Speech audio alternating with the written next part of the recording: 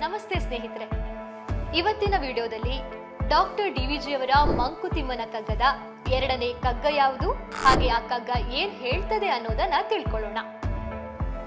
ಶರದಿಯೊಳಗಣ ವಸ್ತುಗಳ ನಲಚಿ ಜಾಲಿಸುವ ತೆರೆಯಂತೆ ವಿಶ್ವ ಸತ್ವದ ಲಹರಿ ನಮ್ಮ ಹೊರಗೊಳಗುಗಳಲ್ಲಿ ಸಂತತ ನೆರೆದು ಹರಿಯತ್ತ ಭರಿಸುತ್ತಿಹುದು ಬಾಳ ಮಂಕುತಿಮ್ಮ.